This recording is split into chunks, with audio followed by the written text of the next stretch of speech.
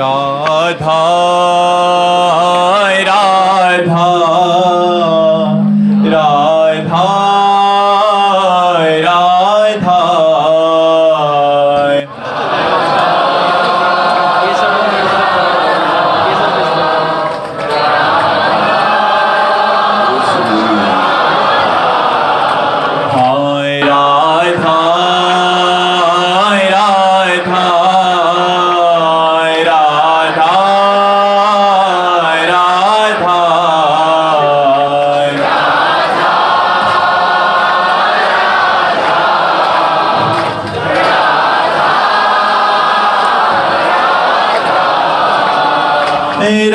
राधा राधा राधा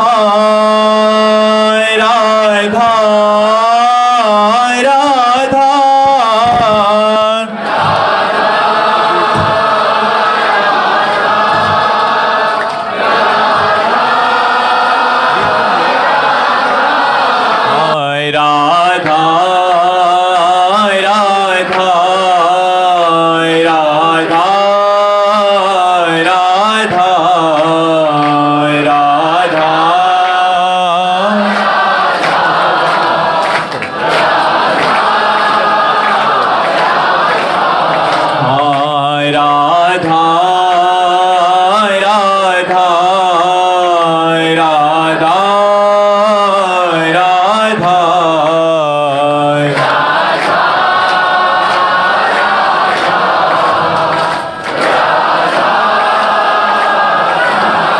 राधा वल्लभ लाल की, समस्त संत हरि भक्तन की, वृंदावन धाम की, सतगुरुदेव भगवान की। संदीप जी कटनी से, श्री हरिवंश। राधे राधे महाराज जी। गुरुदेव भगवान, क्या सभी सिद्ध संतों में समान जगत कल्याण की शक्ति होती है या भगवान जिन्हें चुनते हैं उन्हीं से ज्यादा जीवों का कल्याण होता है? हाँ, भगवान जिन्हें चुनते हैं उनके द्वारा परम कल्याण होता है। जैसे 0 वाट की एक अपनी प्रकाश शक्ति है, हाइलोजन की एक अपनी प्रकाश शक्ति है, लेकिन अलग अलग यंत्रों के द्वारा वही बिजली प्रकाशित होती है, पर उतना ही प्रकाश होता है जितना तप, साधना, भजन किया जाता है, या फिर भगवान जिनको चुन लेते हैं और उन पर कृपा कर देते हैं तो उनके द्वारा शास्त्रों जीवों का परम मंगल होता है। वैसे सब संत प्रकाशवान हैं, सब संत जगत मंगल के स्वरूप हैं, पर उनमें से भगवान किसको चुनते हैं जगत मंगल के लिए विशेष, ये भगवान की प्रधानता होती है। उसमें प्रधानता इसमें हम संतों की नहीं होती कि हमारे द्वारा जगत कल्याण होगा, इसमें भगवान का होता है कि भगवान कृपा करके जिन्हें चुन लेते हैं तो फिर मूकम करोति वाचालम पंगुम लंघेते गिरिम यत् कृपा तमहम वंदे परमानंद माधवम। फिर भगवान की कृपा से भले मूक हो वो वाचाल हो जाएगा, वो भले सामर्थ्यहीन हो उसमें अपार सामर्थ्य जागृत हो जाएगी। वो सतरति सतरति सा लोकांतार्यति, वो स्वयं तर जाएगा, स्वयं तर जाएगा, लोगों को तार देगा। भगवान की कृपा ही ये सामर्थ्य प्रकट करती है संतों में कि वो जगत मंगल करती है। सब संत भगवान के प्राण प्रिय हैं, सब संतों के द्वारा जगत मंगल होता है, पर जिन पर भगवान की कृपा होती है उनके द्वारा विशेष जगत मंगल होता है, विशेष उनकी वाणी का प्रभाव पड़ता है, जिन पर भगवान की विशेष कृपा अवतरित होती है। अब वो कृपा विशेष कब किस पर कैसे हो जाए इसका कोई विधान नहीं होता। हो सकता है कि जो बहुत अधम है उस पर ऐसी कृपा हो जाए कि उसके द्वारा जगत मंगल होने लगे, ऐसा भी हो सकता है। जो बहुत नीच है, जो अपना कल्याण नहीं कर सकता, लेकिन भगवत कृपा अवतरी तो आचार्य कोटि का वो होकर के जगत मंगल करने की सामर्थ्य रख लेता है। ये भगवान की विशेष कृपा की सामर्थ्य है। इसमें किसी को नहीं कहा जा सकता ये कब कैसे और क्यों, कब कैसे और क्यों कहाँ उतरती है भगवान की कृपा, ये नहीं कहा जा सकता। किसका प्रश्न था, आप समझ रहे ना जी? योगेश उपाध्याय जी सीहोर से। राधे राधे। राधे राधे महाराज जी। महाराज जी, प्रभु कृपा से आपके सत्संग को YouTube के माध्यम से सुनने का सौभाग्य प्राप्त हुआ। महाराज जी, मेरा प्रश्न है कि मन निर्विकार होना ही भगवत प्राप्ति है या निर्विकार मन से भी फिर भगवत प्राप्ति की जाती है? हाँ, निर्विकार मन से ही भगवत प्राप्ति होती है। निर्विकार हो जाना ही भगवत प्राप्ति नहीं है। बहुत से ऐसे जीव हैं जो विकार रहित है, उनका स्वभाव ऐसा, इंद्रियां चंचल नहीं, तो भगवत प्राप्त थोड़ी हो गए। या बहुत से जितेंद्री हैं, मनोनिग्रही हैं, तो केवल जितेंद्री और मनोनिग्रही से भगवत प्राप्ति नहीं हो जाती। इसी से केवल भगवत प्राप्ति नहीं हो जाती। जितेंद्री और मनोनिग्रही होकर भगवत व्याकुलता, भगवत प्राप्ति की व्याकुलता, रुदु सुस्वरम राजन कृष्ण दर्शन लालसा, जब तक लालसा नहीं होगी, भगवान के लिए रोना नहीं आएगा, तड़पना नहीं आएगा, तो वास्तविक बात है कि भगवत प्राप्ति नहीं होती। इंद्रियां भी पवित्र हो गई, मन भी निर्मल हो गया, तो उसके लिए तपोलोक है, जनलोक है, महारलोक है, और बढ़ जाओ ब्रह्मलोक है। लेकिन ब्रह्मानुभूति या भगवत प्रेम, ये तो भगवत प्राप्ति की प्रबल लालसा से होता है। इसीलिए संतों की महिमा गाई गई है कि जो बड़ी बड़ी साधनाओं से बात नहीं बनती, हम संतों के संग से उस भगवत प्राप्ति की लालसा को अपने हृदय में जागृत कर लेते हैं। थोड़े दिनों के सत्संग में हम कुमार्गगामी प्रवृत्तियों का त्याग करके, और एक हृदय में एक आग लगती है कि हम भी भजन करें, हम भी अच्छे बने, हम भी भगवत प्राप्ति करें। इसीलिए तात स्वर्ग पवर्ग सुख धरी तुलाय कंग, तूल न ताय सकल मिली, जो सुख लव सत्संग। जहां मानुषिक भोगों की बात क्या, स्वर्ग के भोगों की बात क्या, मोक्ष सुख की भी तुलना नहीं की गई सत्संग से। वो क्यों? क्योंकि सत्संग से भगवत प्राप्ति की प्रबल लालसा जागृत हो जाती है, सत्संग से भगवत प्रेम का अनुभव होने लगता है।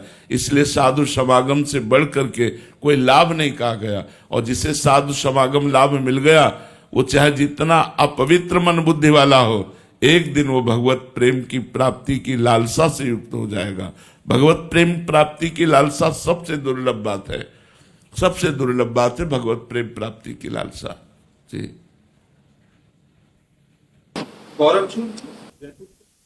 श्री राधा वल्लभ श्री हरिवंश। गुरुदेव भगवान काम क्रोध लोभ मद मत्सर में सबसे पहले किस कामना की शमन करने की बात करते? भगवान श्री कृष्ण चंद्र जी ने कहा है कि जो ज्ञानियों का भी परम शत्रु है, यह काम है। क्योंकि क्रोध की उत्पत्ति काम से ही होती है, क्रोध की स्वयं सत्ता नहीं। कामा संजायते क्रोधा, काम से क्रोध की उत्पत्ति होती है। जब हमारी कामना में अपूर्ति होती है तो क्रोध का प्रादुर्भाव हो जाता है, और जब कामना की पूर्ति होती है तो लोभ का प्रादुर्भाव हो जाता है। ये दो दोष जो क्रोध और लोभ हैं, ये काम से ही उत्पन्न होते हैं। और जो अहंकार है, ये त्रिगुण माया का सृजन करता है, इसी से त्रिविध अहंकार प्रकट होता है। तो ये जो अहंकार है, मूल सबका अहंकार है। जिस अहंकार से काम उत्पन्न होता है, देहाभिमान से ही काम उत्पन्न होता है, काम से ही क्रोध उत्पन्न होता है, काम की पूर्ति में लोभ उत्पन्न होता है, और ईर्ष्या या ज्ञान के कारण है। तो हमें सबसे पहले प्रार्थना करनी चाहिए कि हमारा देहाभिमान गलित हो जाए, क्योंकि अहंकार नष्ट हुआ तो क्षय नष्ट हो जाएंगे। जैसे किसी मकान में चोर रह रहे हो और उस मकान को ही उड़ा दिया जाए, तो अलग अलग चोरों को मारने की जरूरत नहीं, पूरा का पूरा वो समुदाय नष्ट हो जाएगा। तो ये जो असत समुदाय है हमारे ऊपर प्रभाव डाल रहा है, ये काम क्रोध लोभ मोह मद मत्सर, ये देहाभिमान रूपी घर में रहते हैं। हमारे अंतःकरण में जो मन बुद्धि चित्त और अहंकार है, उस अहंकार पर ये रहते हैं। ये अगर देहाभिमान गलित हो जाए तो सब दोष अपने आप नष्ट हो जाए। इसलिए हमें श्री भगवान से प्रार्थना करनी चाहिए कि हमारा देहाभिमान गलित हो जाए। संस्कृति मूल शूल प्रदनाना, सकल शोक दायक अभिमाना, ताते करें कृपा निधि दूरी, सेवक पर ममता अति भूरी। भगवान को अपने भक्त से बहुत प्यार है, तो सबसे पहले देहाभिमान नष्ट करते हैं। जहां देहाभिमान नष्ट हुआ तो काम क्रोध लोभ मोह मद मत्सरी अपने आप क्षीण हो जाते हैं। देहाभिमान नष्ट होना बहुत कठिन है। मैंने इतना किया, ये किया, अहंकार विमूढ़ आत्मा करता हमिति मन्यते, बस इसी को नष्ट करना बहुत कठिन है। इसीलिए कहा जाता है गुरु के बिना इस संसार समुद्र से नहीं तरा जा सकता। क्योंकि जब हम गुरु की शरण में होते हैं और उनकी आज्ञा के अनुसार चलते हैं तो हमको लगता है गुरु कृपा से आज हमको गंगा नहाने को मिला, गुरु कृपा से आज हम तीर्थराज प्रयाग आए, गुरु कृपा से आज हम काशी गए, गुरु कृपा से आज हम वृंदावन आए, ये हमारे ऊपर गुरुदेव की कृपा है। जब वो कृपा को देखता है तब अहंकार नष्ट हो जाता है, और जब अहंकार होता है तो कृपा नहीं दिखाई देती। और अहंकार जहां जिस साधन पर हुआ वो साधन माया को नष्ट नहीं कर सकता। जो संस्कृति है आवागमन, पुनरपि जननम पुनरपि मरणम पुनरपि जननी जठरे शयनम, इसका नाश, जो अहंकार का नाश है, वो बिना गुरु कृपा के नहीं हो सकता।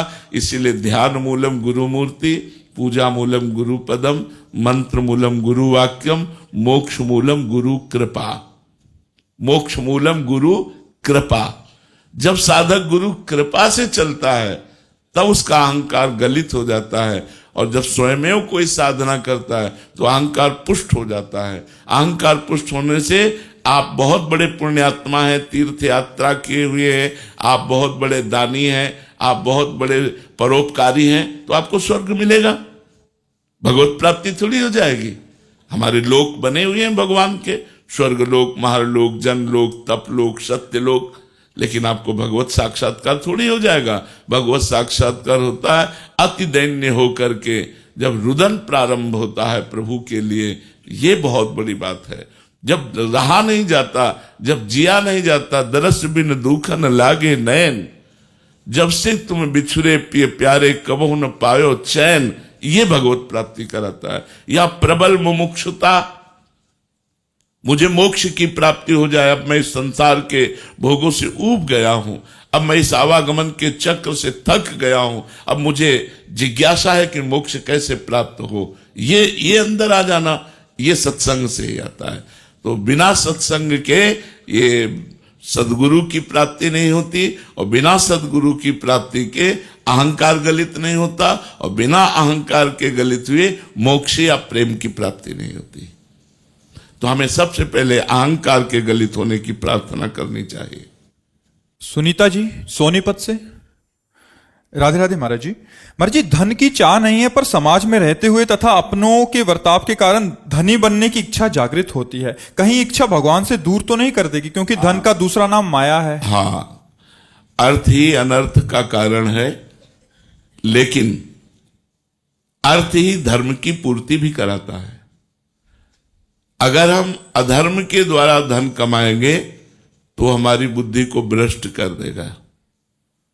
अधर्म के द्वारा तो हमें धन नहीं चाहिए, ये पक्का निश्चय कर लेना चाहिए। कोई किसी भी पद में हो, अगर घूस लेगा, अगर अधर्म से धन की प्राप्ति करेगा तो उसके परिवार में अशांति पैदा कर देगा। यह अधर्म का धन, यह अधर्म का धन रोगों की बाहुल्यता, बुद्धि भ्रष्ट करके राग द्वेष की वृद्धि और बहुत तरह की हानि करता है। हमारे परिवार के भरण पोषण के लिए और हमारे धर्म की पूर्ति के लिए। धर्म की पूर्ति का, जैसे हमारे यहाँ कोई अतिथि आता है, कोई संत महात्मा आता है या कोई भिक्षुक आता है, तो हम उसकी भिक्षा दे सकें, हमारी इतनी सामर्थ्य होनी चाहिए। तो इसके लिए हम प्रभु से प्रार्थना कर सकते हैं। भगवान ने अपने भक्तों में आर्त, अर्थार्थी, जिज्ञासु और ज्ञानी, ये चारों को भक्त कहा है। वैसे अर्थार्थी का तो सीधा अर्थ है परम धन रूपी भगवान में प्रेम करना। ये अर्थ तो अनर्थ का कारण है, पर यदि हमारे अंदर धन की चाह है तो हम भगवान से प्रार्थना करें और धर्म पूर्वक आचरण करके जो कमाई मिले उससे हम परिवार का पोषण करें, तो भगवान की कृपा से और धर्म को धारण करने के कारण हमारे चार पुरुषार्थ हैं: धर्म, अर्थ, काम, मोक्ष। देखो, अर्थ को धर्म के समीप रखा गया है। अगर धर्म के द्वारा अर्थ कमाया जाए और उससे हमारी कामनाओं की पूर्ति हो तो मोक्षाभिलाषी तक बन सकते हैं। और यदि अधर्म के द्वारा धन कमाया जाएगा वो हमारा परम नाश कर देगा। परमार्थ का नाश हो जाना ही परम नाश है। भगवान से हम मांग सकते हैं धन, क्योंकि वो पिता है, वो स्वामी है, सर्वलोक महेश्वर है। पर हम मांग करके छूट दे दें इतनी कि यदि इस धन की प्राप्ति से हमारी बुद्धि भ्रष्ट ना हो तो आप दे देना। नाथ, यदि आपसे विमुख करने वाला धन हो तो आप हमें कभी मत देना। तो हम प्रभु से प्रार्थना करें इतनी छूट कर दे। धन की आवश्यकता तो लोक व्यवहार में है और धर्म के पालन करने में भी है, अपने धर्म का निर्वाह करने के लिए। इसलिए हम सत्कर्म के द्वारा धन प्राप्त करें, अपने अपने कार्यों में ईमानदारी से बर्ताव करें और जो पेमेंट मिले उससे परिवार का पोषण करें। अधिक धन की चाह हमको भ्रष्ट कर सकती है यदि भगवान से हम विमुख हैं तो, और भगवान के सन्मुख है तो हम वो चाह अपनी भगवान के चरणों में रखें, भगवान पूरी करेंगे। देखो, ध्रुव जी को जब लालसा जगी पद की कि पिता ने हमको राज्य सिंहासन पर बैठे हुए अपनी गोद में नहीं बैठने दिया, जो उनकी पत्नी सुरुचि थी उनको अच्छा नहीं लगा तो झिटक दिया ध्रुव को। अब ये संस्कारी बालक, इनके मन में आया तो मैं ऐसा पद प्राप्त करूंगा जो हमारे पिता को भी प्राप्त नहीं है। अपनी माता सुनीति से कहा, सुनीति माता ने कहा, बेटा महाराज उत्तानपाद हमको महारानी क्या, इस समय तो दासी भी नहीं समझते, जो कुछ है वो सुरुचि रानी है। ठीक ही कहा विमाता ने, यदि भगवान नारायण की तुम आराधना करोगे तो तुम्हारी कामना की पूर्ति कर देंगे। 5 वर्ष का बालक परम पद की प्राप्ति के लिए, उच्च पद की प्राप्ति के लिए घर से निकल पड़ा। जब कोई भगवान के मार्ग में भगवान की चाह करके निकलता है तो उसे संत समागम भगवान अपनी तरफ से दिला देते हैं। उसी समय देवर्षि नारद जी मिल जाते हैं नगर से निकलते ही, और उन्होंने 6 महीने में वो अटल पदवी प्राप्त की जिनकी सप्तऋषि आज भी परिक्रमा करते हैं। ध्रुव पदवी आज भी अटल विराजमान है। तो यदि हम धन चाहें, पद चाहें, तो उसके लिए फिर हमें तपस्या करनी होगी, केवल चाह से पूर्ति नहीं होगी। हमने एकांतिक में एक दिन कहा, किसी ने प्रश्न किया था कि भगवान से मैंने कामना की, हमारी कामना की पूर्ति नहीं हुई। तो हमने कहा, देखो भगवान की ये दुकान है, दुकान में 2 को ही सामान मिलती है। एक आता है पैसे से पैसा देकर सामान लेता है, और एक आता है घर का कि हलवा बनाना 250 ग्राम घी दो, वो 250 ग्राम देगा लेकिन पेमेंट नहीं देगा, क्योंकि वो घर का है। तो तुम घर के हो या बाहर के हो? अगर भगवान से बाहर के बन के मांगते हो तो तुमको तपस्या रूपी धन देना पड़ेगा, तुमको अनुष्ठान करना पड़ेगा, तुमको उतना जप करना पड़ेगा। यदि भगवान को अपना पिता मानते हो, भगवान को अपना भाई मानते हो, भगवान को अपना मित्र मानते हो, भगवान को अपना पति मानते हो, भगवान को अपना मानते हो, तो फिर मांगो, फिर घर के हो, फिर मिल जाएगा।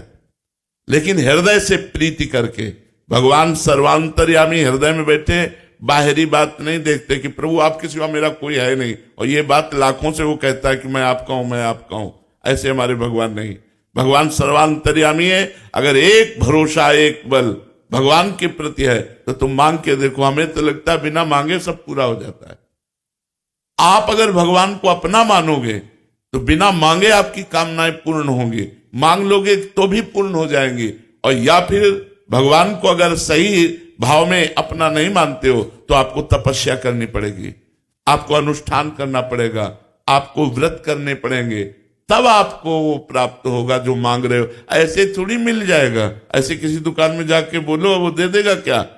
दुकान के या तो घर वाले हो और या फिर तब आपके पास धन हो, 2 ही बात में मिलेगा। तो मेरे ईश्वर की दुकान में सबका जीवन खाता, सबका जीवन खाता है, पर या तपस्या रूपी धन दो या प्रभु के बनो। तो प्रभु के तो बन नहीं पाते हम लोग, क्योंकि हमारा इतना संबंध का फैलाव है। अगर वो फैलाव समेट कर प्रभु के चरणों में समर्पित कर दे, जननी जनक बंधु सुत दारा, तन धन धाम सुहृद परिवारा, सबकी ममता ताग बटोरी, मम पद मन बांध बर डोरी। तो बिना मांगे बात पूरी हो जाएगी, लेकिन हम ये कर नहीं पाते तो फिर हमको भजन करना पड़ेगा, हमको तप करना पड़ेगा, तो उसके अनुसार फिर जो हम मांगेंगे तो प्राप्त होगा। तो हमें लगता है कि भगवान से धन मांगो पर साधना भी करो। बिना साधना किए तुम्हारी मांग पूरी होने वाली नहीं, क्योंकि प्रभु को आप अपना नहीं मानते हैं ऐसा जैसा मानना चाहिए। मेरे तो गिरधर गोपाल दूसरों न कोई। जब ये बात आएगी तब आपको मांगने की जरूरत नहीं पड़ेगी, अपने आप सब पूरा सरकारी व्यवस्था चलेगी, भागवतिक व्यवस्था चलेगी। अन मांगे आगे आवे गो, जीव पल लागे पल को। जैसे पलक बिना प्रयास के लगती है, ऐसे बिना प्रयास के धन संपत्ति आपके पास आएगी। भजन करके तो देखो, पूर्व पुण्य के बल से आज चाहे जितना नक्शा दिखा लो, जब तुम्हारे पुण्य नष्ट होंगे और आज का जो कर्म पाप है वो जब आएगा तो तुमको विध्वंस कर देगा। इसलिए सावधान, पाप कर्मों से बचो और भजन का अनुष्ठान करो। और भगवान से याचना एक तो नहीं करनी चाहिए, पर यदि करो तो छूट दे दो भगवान को कि यदि हमारा मंगल होना हो तो देना, और अगर मंगल ना होना हो तो प्रभु मेरे मांगने पर भी ना देना। विशाल जी आजमगढ़ से, राधे राधे महाराज जी। महाराज जी, जैसे आपने बताया अभी जो धन के बारे में, तो धर्म पूर्वक धन कमाने की बात आपने कही, धोखा ना करें, मिलावट ना करें। मैं अस्पताल एवं शिक्षण संस्थान चलाता हूं, कभी ऐसे निर्णय लेने पड़ते हैं जहां लाभ हानि सेवा खर्च तीनों से संतुलन बनाना पड़ता है। ऐसे समय में महाराज जी आपका धर्म क्या कहता है? नहीं, परोपकार में बहुत बड़ी सामर्थ्य होती है। ये प्रश्नकर्ता स्वार्थ से युक्त होकर के नहीं समझ पाएंगे। अगर वो परमार्थ से युक्त होकर के कर रहे हैं, अगर आप परमार्थ से चल रहे हैं और आप जिस भी संस्थान में हैं, जो भी कार्य करते हैं, तो हानि तो हो ही नहीं सकती। जितनी हानि होगी उससे ज्यादा लाभ आपको हो जाएगा, क्योंकि परमात्मा आपको देख रहा है। यदि स्वार्थ बुद्धि से हो तो बात अलग है। महाराज जी, स्वार्थ बुद्धि से हो तो फिर क्या करना चाहिए? अस्पताल चला रहे हैं तो स्वार्थ बुद्धि तो कहीं ना कहीं रहती है कि लाभ भी है हानि भी है। नहीं, अस्पताल चला रहे हैं तो हम उसको भगवान को समर्पित करके चलावे ना। ये भगवान का अस्पताल है, ये अंदर से अपनी भावना रखे कि जितने मरीज आते हैं वो सब भगवान आते हैं। ये भगवान का अस्पताल है। जब परमार्थ से हम जुड़ेंगे तभी तो हम धर्म का पालन कर पाएंगे। तो परमार्थ का स्वरूप है कि अस्पताल एक मंदिर है, इसमें आए हुए मरीज जो रोग रूप से हैं वो भगवान ही हैं। हमारी जो सेवा है वो पूजा है। तो हम उसमें स्वार्थ बुद्धि ना करें, परमार्थ बुद्धि कर लें उसी में, तो हमारी भगवत प्राप्ति का भी रास्ता खुल जाएगा और धन भी अपने आप आएगा।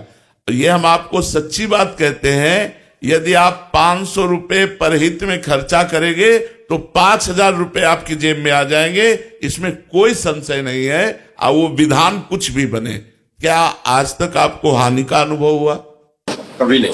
कभी, क्योंकि आप परमार्थ कर रहे हैं, आप दूसरों का उपकार कर रहे हैं, दूसरों का हित कर रहे हैं। तो अगर 500 की हानि होगी तो 5000 की प्रॉफिट करवा देंगे ठाकुर जी। वो सबको देखते हैं, वो सबको देखते हैं। शास्त्र शीर्षा पुरुषा सहस्राक्षा शास्त्र पाद, वो हजारों नेत्र वाला, हजारों चरण वाला, हजारों मुख वाला, सर्वत्र विराजमान परमात्मा सबको देख रहा है। तो मुझे लगता है कि परमार्थ में चलने वालों की जो हानि होती है उसकी पूर्ति परमात्मा अपनी तरफ से करता है। हमें चिंता करने की जरूरत नहीं है, हमको अधर्म का पैसा लेने की जरूरत नहीं, हमें अधर्म का कार्य करने की जरूरत नहीं। जैसे एक दो ऐसे उदाहरण आते हैं, वो कम ही उदाहरण आते हैं, ऐसे नहीं करना चाहिए। ऐसे करने से डॉक्टर और उसके परिवार और अस्पताल का मालिक तीनों दोषी, तीनों दुख को प्राप्त होंगे। डॉक्टर भी, उसका परिवार भी और अस्पताल का मालिक भी।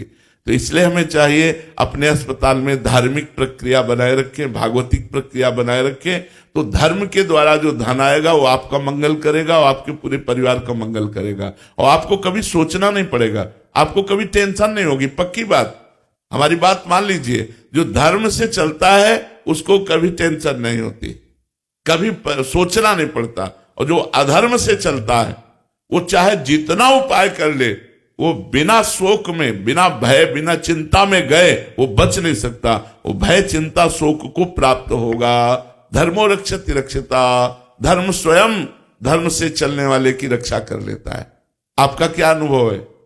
ऐसा कुछ ऐसे लोग भी प्रवृत्ति के लोग होते हैं कि उनको पता है कि उनके मरीज की हालत ठीक नहीं है और डॉक्टर और हम लोग पूरी तरीके से सेवा भाव से उनकी सेवा करते हैं, लेकिन जब अनहोनी किसी प्रकार की हो जाती है तो वो हमारे सेवा भाव को एक तरफ रख के वो अपने तरीके से अपने धन बचाने के लिए डिफरेंट तरीके के जो है क्रियान्वित करते हैं, जिससे हॉस्पिटल और डॉक्टर प्रभावित होता है और उनका मनोबल भी डाउन होता है। हाँ, ये गलत है, ऐसा हमारी समाज को नहीं करना चाहिए।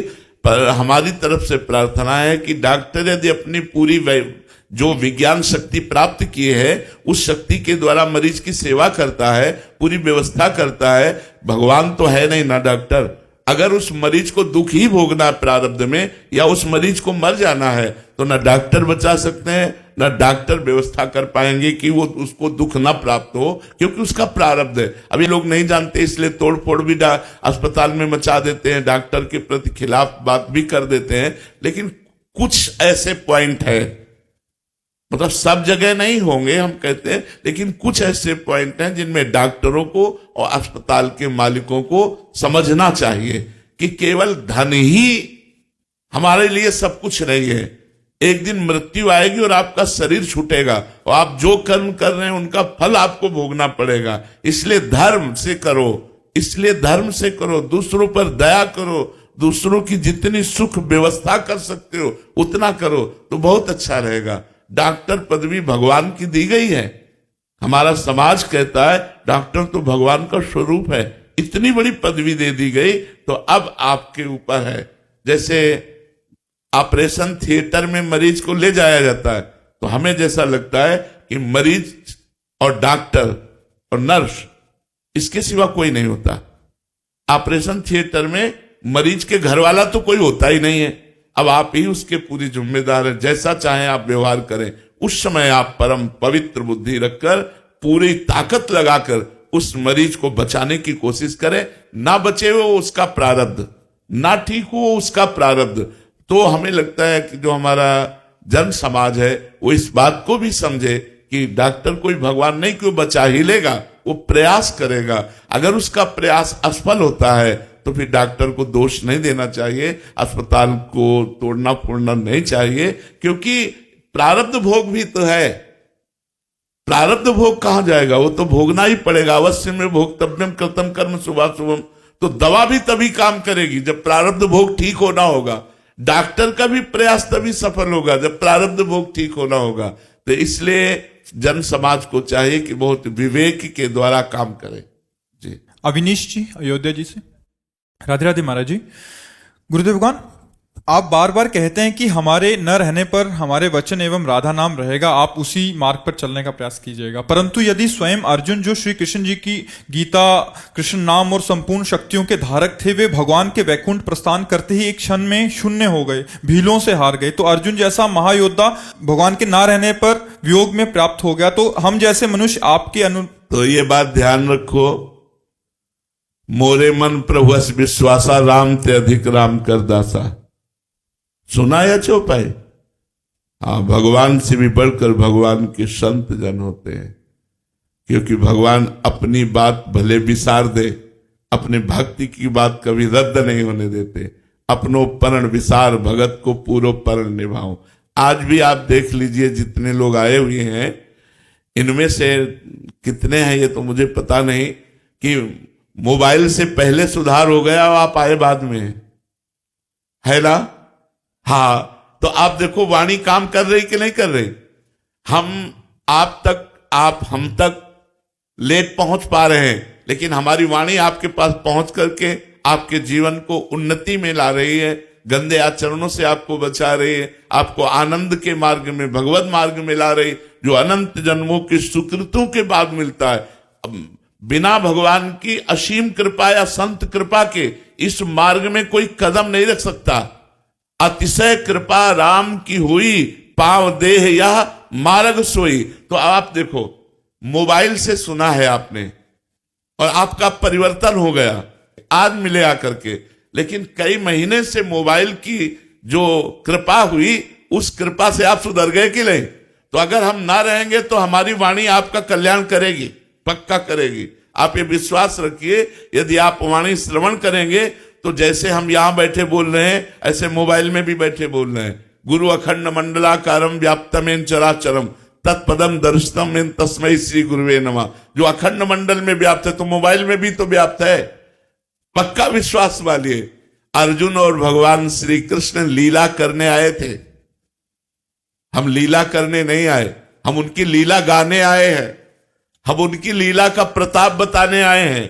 हम उनकी लीला का चमत्कार दिखाने आए कि भगवान के नाम का प्रभाव देखो, भगवान के लीला का प्रभाव देखो, भगवान के गुण का प्रभाव देखो, भगवान की शरणागति का प्रभाव देखो कि जो चीजें आप नहीं छोड़ सकते थे केवल बात सुनकर छोड़ दी आप, तो अगर हमारी बात मानोगे तो भगवान भी मिल जाएंगे। विश्वास करो, हमारा शरीर रहे न रहे, ये वाणी आपका परम मंगल करती रहेगी यदि सुनोगे श्रद्धा से। तो हां, अब प्रगट में जो लाभ है, जैसे आज आप बैठ करके सामने सुन रहे हैं, वो सुख मोबाइल से नहीं मिलेगा।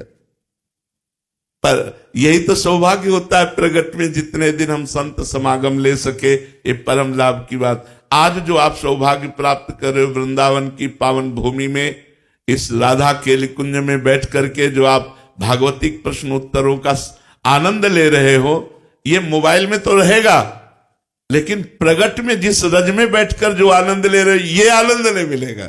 ये आनंद तो जब तक शरीर है तभी तक ये प्रगट में मिलेगा। कल्याण तो वाणी करती रहेगी, ये परम मंगल बात है। अंकित यादव जी मऊ से। राधे राधे महाराज जी। महाराज जी, मोह क्या है और इससे इतना दुख क्यों होता है, छूटता क्यों नहीं है मोह? मोह शरीर प्यारे लगना, शरीरों से प्यार हो जाना। जैसे मां, पिता, भाई, पत्नी, पुत्र, मित्र, रिश्ते नाते, और फिर सब छोड़ देते तो अपना शरीर। ये मोह मूल बहुसूल प्रद त्यागो तम अभिमान। उपाय क्या है? भजो राम रघुनायक कृपा सिंधु भगवान। ये मोह ही तो है जो सबको बांधे हुए है। एक चिड़िया मोह में फंस करके अपने बच्चे के लिए दाना लाती है, जल लाती है, उसके मुख में डालती है, उसका पूरा चराचर जगत मोह जाल में फंसा हुआ है। तभी एक दूसरे का पालन पोषण हो रहा है, मोह के द्वारा ही हो रहा है। मोह ही सब पूरी को बांधे हुए है। ये मोह ही वो जड़ चैतन्य की ग्रंथि है जो खुलना बड़ा कठिन होता है। अब जैसे विरक्त हो गए, परिवार से बाहर हो गए, तो शरीर में मोह हो जाता है, इंद्रियों से मोह हो जाता है। जो इंद्रियां चाहती वो भोगने को मिले, हमारा शरीर स्वस्थ रहे, शरीर से मोह हो जाए। मोह अगर चला गया तो भगवान से तुरंत प्रेम हो जाएगा। मोह गए बिनु राम पद होए न दृढ़ अनुराग। मोह हटते ही भगवान से प्रेम हो जाएगा। तो ये जो शरीरों में राग है इसे मोह कहते हैं, और ये भगवान के भजन और सत्संग से। साधन को हरि भजन है, कै सत्संग सहाय। इसकी साधना है, खूब नाम जप करो और सहायता मिलेगी सत्संग के द्वारा। सत्संग सुनो और नाम जप करो, दोनों साधन अगर बराबर चलते रहे तो मोह का नाश हो जाएगा। क्यों? क्योंकि सत्संग से विवेक उत्पन्न होता है। भगवान की कृपा से सत्संग मिलता है। बिन सत्संग विवेक न होई, और राम कृपा बिन सुलभ न सोई। भगवान की कृपा से सत्संग मिलता है और सत्संग से विवेक होता है। और होए विवेक मोह भ्रम भागा। जब विवेक हो जाता है तो मोह का नाश हो जाता है। तो साधन को हरिभजन है। प्रथम साधना तो खूब नाम जप करो, और नाम जप का जो फल है भगवान से प्रीति होना, वो सत्संग से होगा। तो दोनों साधन होने चाहिए, सत्संग और नाम जप। इससे मोह का नाश हो जाएगा। जो अपने और पराये शरीरों में राग हो गया है, इसी को मोह कहते हैं। ओम प्रकाश अग्रवाल जी छत्तीसगढ़ से। राधे राधे महाराज जी। महाराज जी, ऐसा कहा जाता है कि नर सेवा में ही नारायण सेवा हो जाती है। इस सेवा को किस प्रकार करना चाहिए कि हमें नारायण का साथ मिल जाए? पहले तो अपने परिवार में ही भगवान का दर्शन करना शुरू करो। मातृदेवो भव पितृदेवो भव।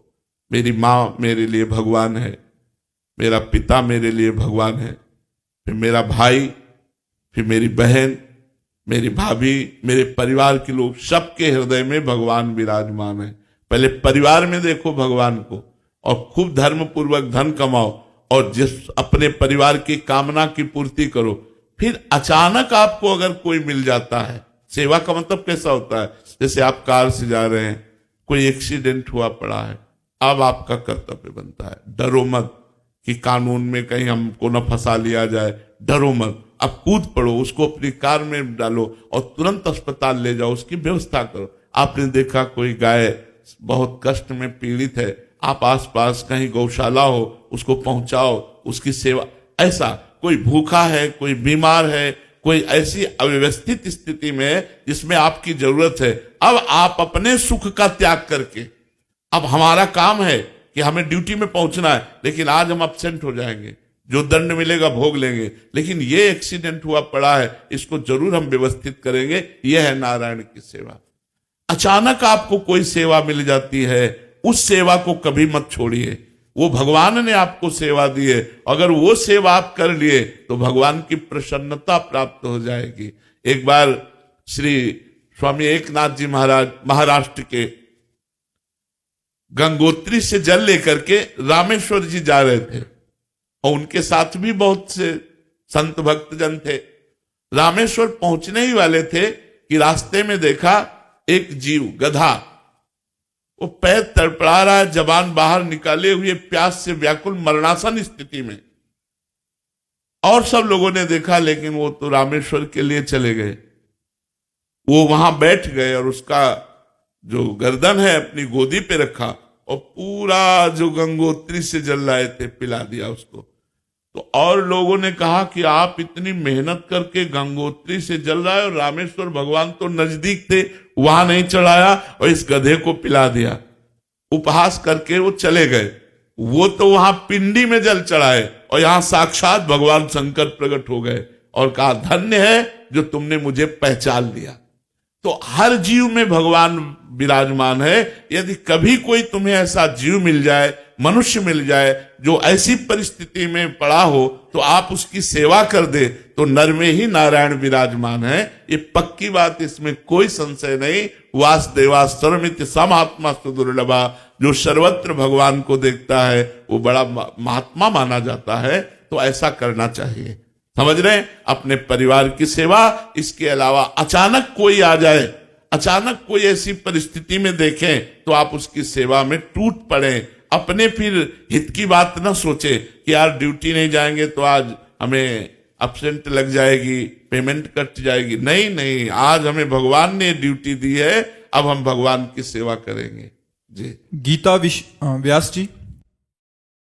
राधे राधे महाराज जी। महाराज जी, कई बार मनुष्यों को सही दिशा में मेहनत करने पर भी सफलता क्यों नहीं मिलती? उसका प्रारब्ध ये कई बार एकांतिक में चर्चा हो चुकी है कि कई बार हम बहुत प्रयत्न करते हैं, बहुत प्रयास करते हैं, लेकिन सफलता हाथ नहीं लगती। और कई बार दूसरे व्यक्तियों को देखा जाता है वो बहुत प्रयास भी नहीं करते और सफलता ही सफलता मिलती जाती है।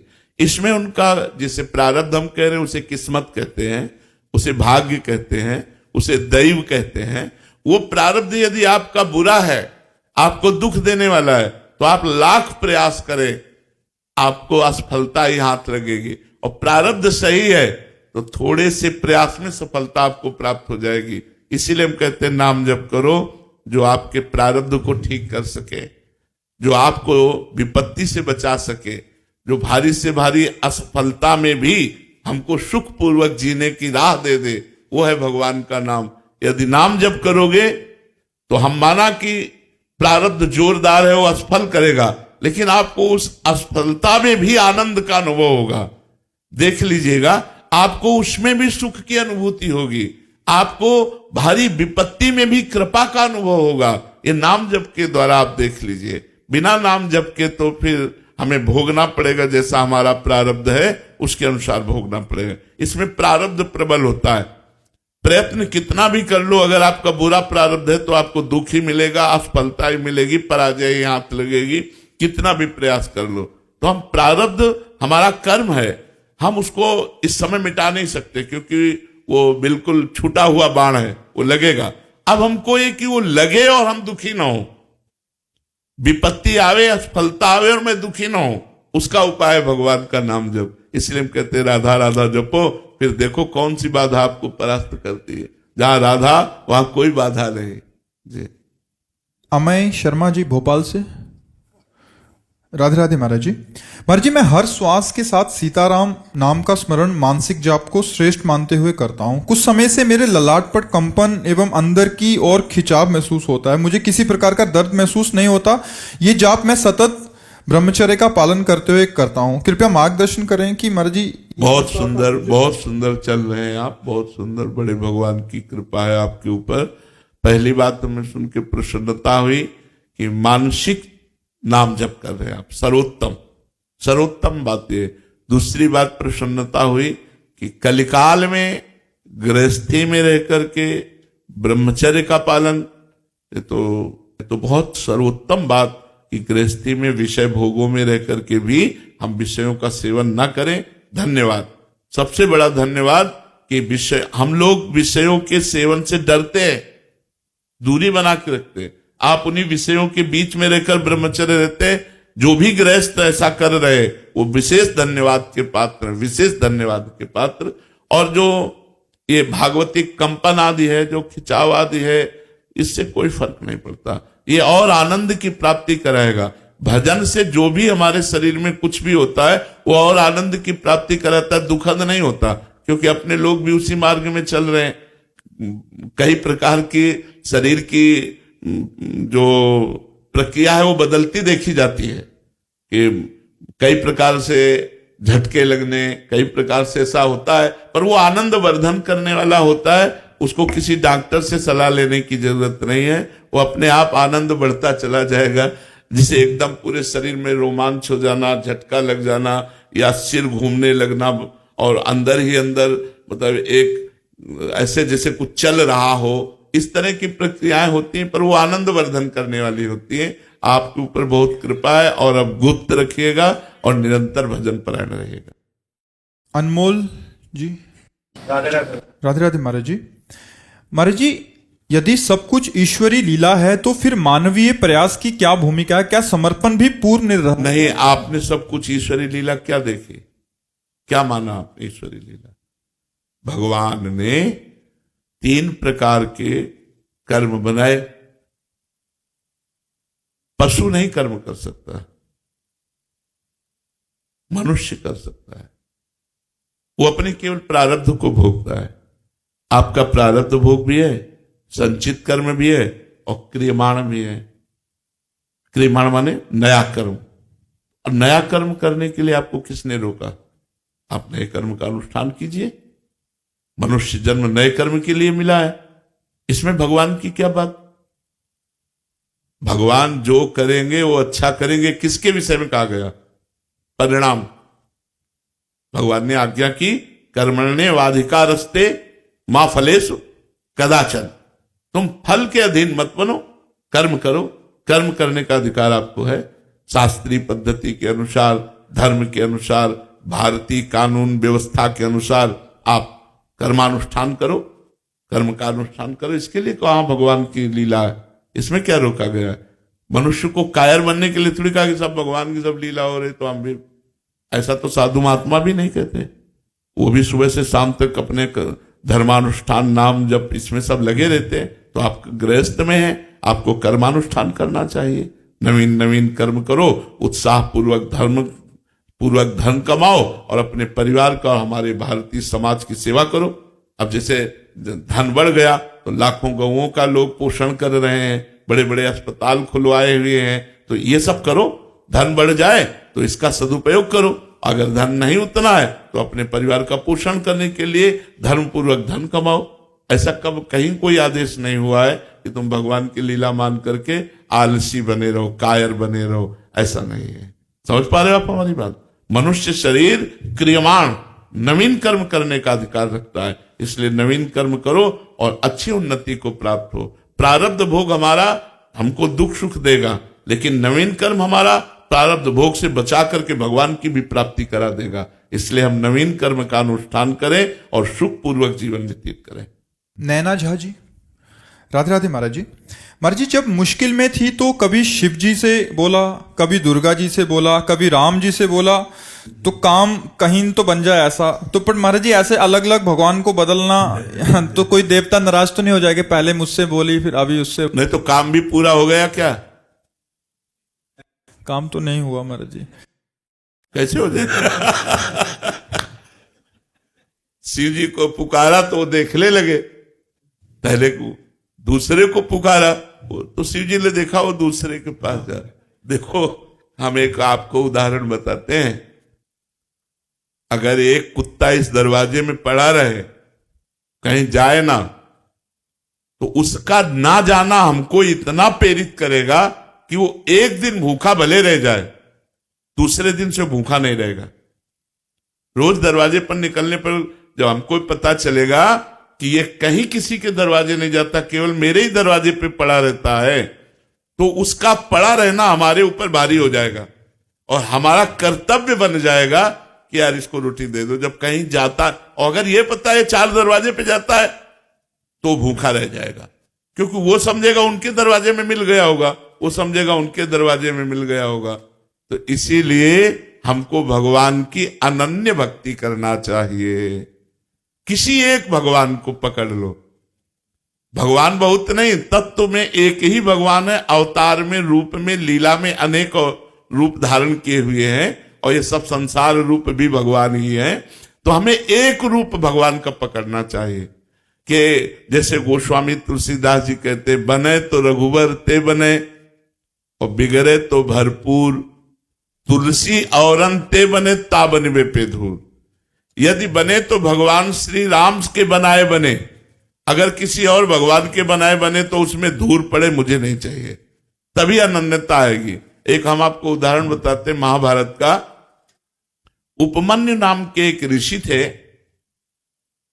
उनके पिता, पहले ऋषि मुनि सब जंगल में वास करते थे गृहस्थ होते हुए भी, तो वो कभी किसी से दान नहीं लेते थे।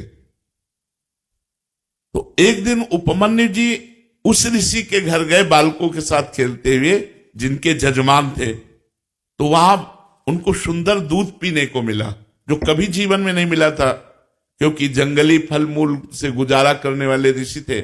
उपमन्यु जी ने अपनी मां को आके कहा, मुझे दूध दीजिए जैसा मैंने उनके घर में पिया। तो उनका, तुम्हारे पिता किसी जजमान का दान नहीं लेते, इसलिए हमारे पास न गाय है, न सुविधा है, न दूध दे सकते हैं हम आपको।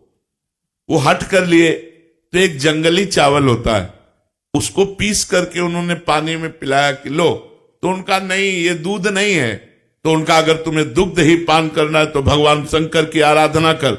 बड़े आवेश में कहा, और जो चाहेगा तुझे प्राप्त होगा। तो उनका, मां फिर मुझे आराधना का नियम बताओ। तो उन्होंने नियम बताया और पंचाक्षरी मंत्र उनको दिया। वो 10,000 वर्ष तक दाहिने पैर के अंगूठे केवल खड़े होकर पंचाक्षरी मंत्र हाथ उठा के जपते रहे 10,000 वर्ष तक। भगवान शिव प्रसन्न हो गए। बहुत, वैसे तो आशुतोष है और डरदानी बड़े शीघ्र प्रसन्न होने वाले। अब उन्होंने परीक्षा ली, इष्ट परीक्षा भी लेता है, उन्होंने परीक्षा ली। वो देवराज इंद्र बन गए और नंदिकेश्वर एरावत हाथी बन गए, और जितने शिव पार्षद थे वो सब देवता बन गए, और अंबा जी, भगवती पार्वती जी इंद्राणी बन गए।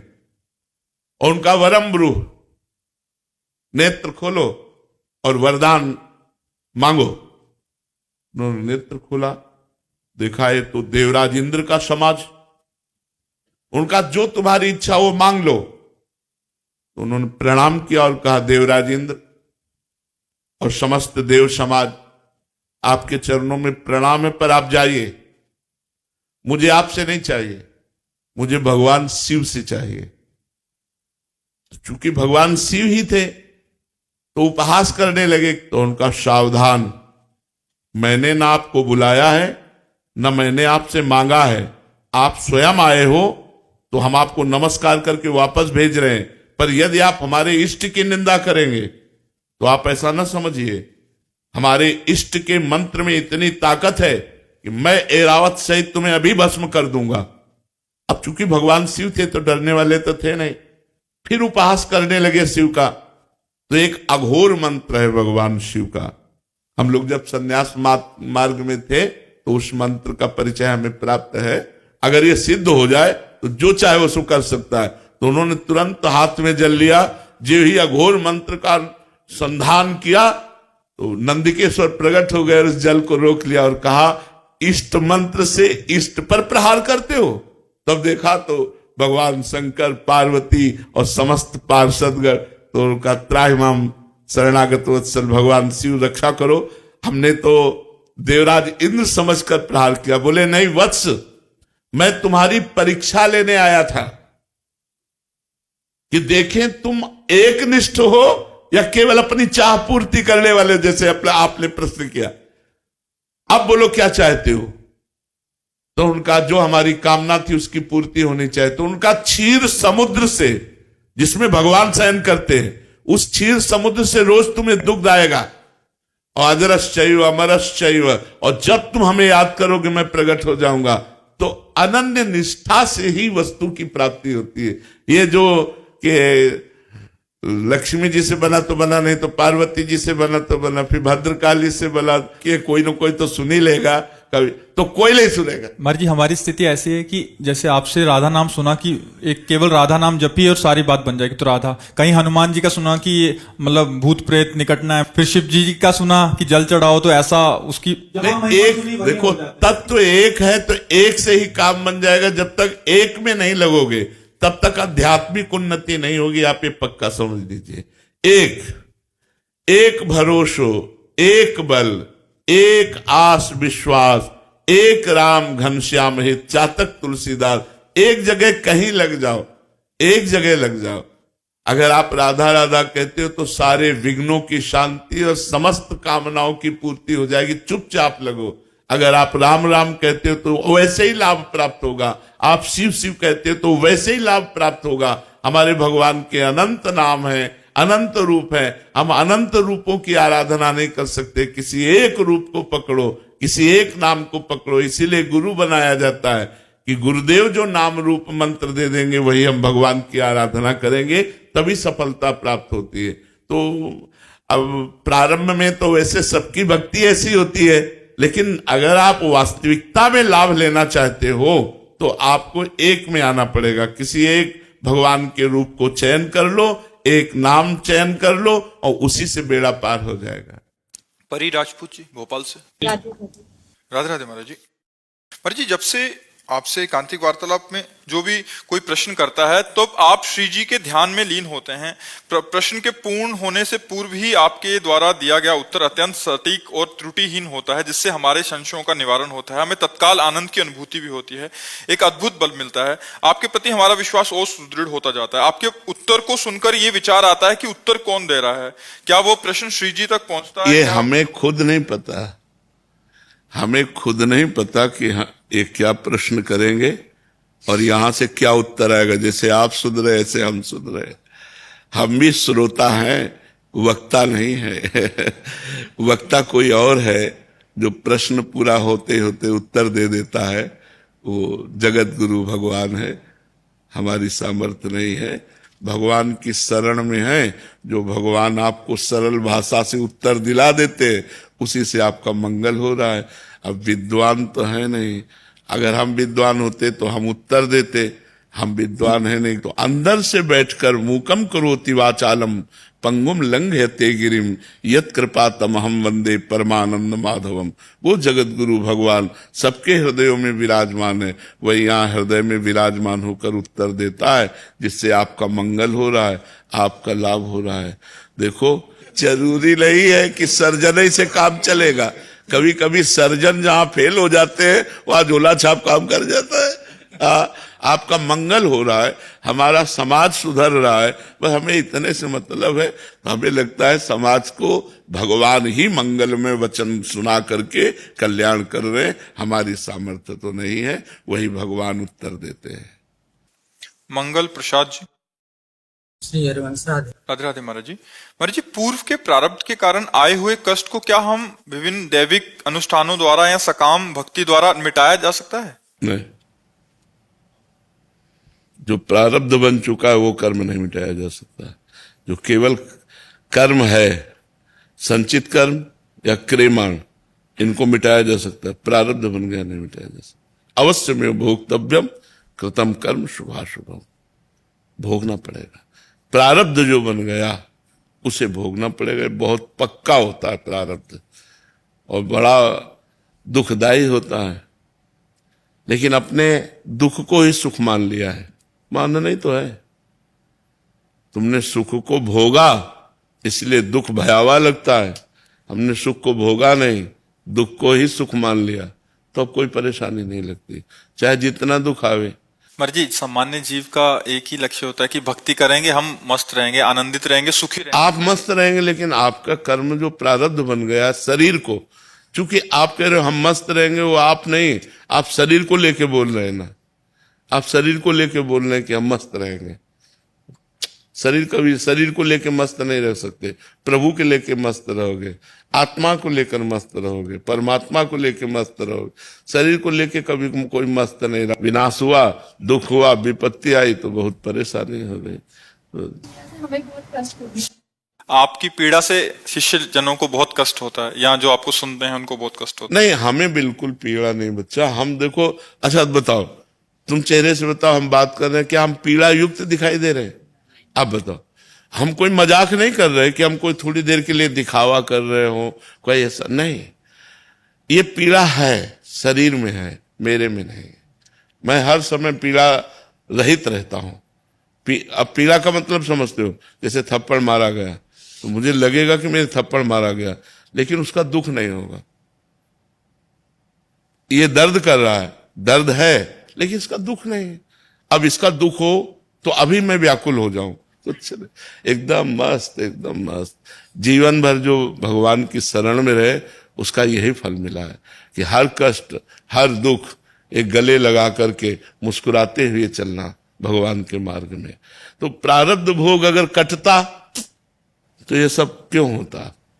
भोगना पड़ेगा अवश्य। बड़े बड़े संतों को भोगना पड़ा है। प्रभु, अभी जैसे मैं देखा हूँ, अनुभव किया हूँ कि कई सारे ऐसे गुरुवर हैं जो बड़ी, ये कलयुग में बड़ी आसानी से सभी को गुरु मंत्र दे देते हैं, जिसके कई पीढ़ियों, मतलब सतयुग में किसी को मिलता नहीं था, कई तप करने के बाद मिलता था, उनको अभी बड़ी आसानी से मिल जाता है। इसलिए बच्चा मिल जाता है कि अगर हम वो कड़ाई रखें ना, जो नियम रखें ना, तो एक को तैयार नहीं हो पाएंगे। और मिलने के बाद फिर उसको कुछ दिन अनुभव करने के बाद, कुछ वर्ष अनुभव करने के बाद फिर उसे ऐसे ही, मतलब क्योंकि वो तप किया ही नहीं, उस लायक बने ही नहीं। हाँ, पर कल्याण तो हो जाए। जैसे हमने तुमसे कहा राधा राधा बोलो, आपने तो बोला राधा राधा, ठीक है ना। अब आप नरक में जाओगे, मान लो आपका रजिस्टर खुला, तो रजिस्टर में लिखा है 2 बार संत के द्वारा कहलाने पर राधा राधा बोला गया। अब इसका हिसाब भारी पड़ जाएगा कि नहीं भारी पड़ जाएगा? बच जाओगे नहीं बच जाओगे? ये हम लोग बचा रहे हैं। आप 10 बार बोलोगे, आप 20 बार बोलोगे, आपके पूरे रजिस्टर में पाप लिखा है, लेकिन 20 बार राधा नाम लिखा है, तो यमराज की खोपड़ी काम नहीं करेगी कि हिसाब क्या करूं। तो बस हम वही काम कर रहे हैं, अधिक से अधिक लोगों को राधा राधा राधा राधा राधा। पाप तुम छोड़ नहीं सकते तो हम तुम्हें नहीं छोड़ सकते कि तुम राधा राधा बोलोगे और धीरे धीरे भगवान की तरफ चलोगे। यही हमारा कर्तव्य है कि जितने जीव बहाव में जा रहे हैं, देखो माया का एक प्रवाह है, उसमें बह रहे हैं। अब हम भगवान के चरणों को पकड़े हुए उस प्रवाह में नहीं बह रहे। अब हम जितने को पकड़ पाएंगे खींचते चले जाएंगे, खींचते चले जाएंगे। हम नहीं बहेंगे इसलिए कि हम भगवान के चरणों को पकड़े हुए, बहुत मजबूत जगह पकड़ है, इसलिए माया हमको नहीं बहा पाएगी।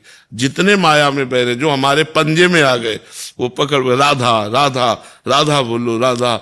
और बहुत से लोग ऐसे हैं जो हमें शांति मिलती जब वो लोग कहते हैं कि हमने शराब छोड़ दिया, मांस छोड़ दिया, गंदी बातें छोड़ दी, आपके कहने के अनुसार हम नाम जप कर रहे हैं, अच्छे से चल रहे हैं। 6 महीने पहले। हाँ, तो उससे हमको संतोष होता है कि हमारा जो श्रम है कि सबका मंगल हो, तो भगवान कर रहे हैं, सबका मंगल कर रहे हैं।